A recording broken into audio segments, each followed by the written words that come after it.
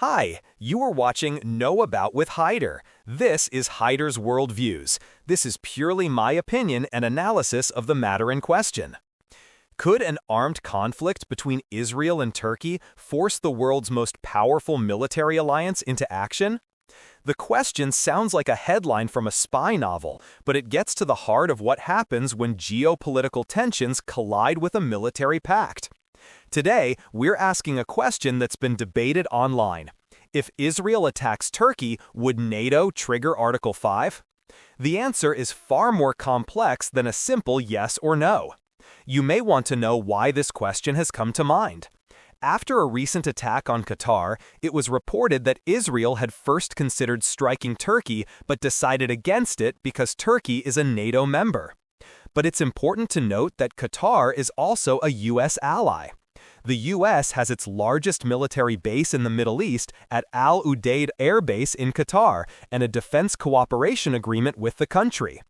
One interesting detail to note: after securing a $96 billion contract for the sale of over 200 Boeing jets, Qatar also reportedly gifted a luxurious Boeing 747-8 valued at $400 million to the United States. This aircraft is intended to be retrofitted to become a future Air Force One. When Israel attacked Qatar, the U.S. military base did not protect Qatar. Now, moving back to the matter in hand, we first need to understand NATO's Article 5. It's the cornerstone of the alliance, and its principle is simple. An attack against one member is an attack against all. It's the ultimate promise of collective defense. But here's the crucial detail. Article 5 does not mean an automatic declaration of war. It states that each member will take such action as it deems necessary to assist the attacked ally. That could be military aid, but it could also be sanctions, diplomatic pressure, or intelligence sharing. It's left to each of the 32 member nations to decide how they will help. In its 75-year history, Article 5 has been invoked only once, in response to the 9/11 terrorist attacks on the United States. This shows just how high the threshold for invoking it truly is. Now, let's look at the three players in this hypothetical. First, Turkey. Turkey is a full and long-standing member of NATO. An armed attack on its territory would be a direct assault on the alliance. Second, Israel. Israel is not a NATO member. It is, however, a very important partner to the alliance through a framework called the Mediterranean Dialogue. This is a key distinction. NATO has no treaty obligation to defend Israel.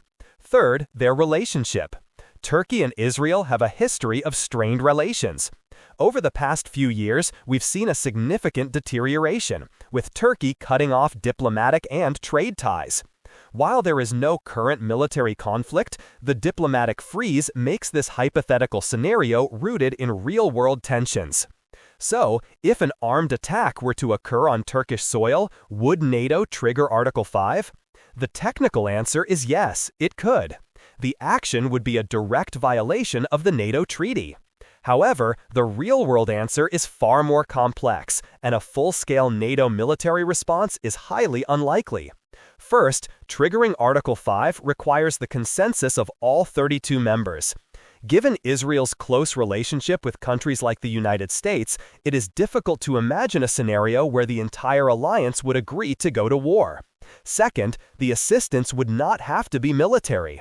In this highly sensitive situation, the response would likely be diplomatic and economic. We would see sanctions, condemnation, and immense international pressure from all of NATO's members to de-escalate. In short, while an attack on Turkey would technically open the door for Article 5, the global political climate and the internal dynamics of the alliance make a full-scale military conflict highly improbable. The most likely outcome would be an unprecedented diplomatic and economic crisis, not a third world war. What do you think? Did this scenario surprise you? Let me know in the comments below. If you found this analysis helpful, please like this video and subscribe for more deep dives into geopolitics and current affairs. Thanks for watching.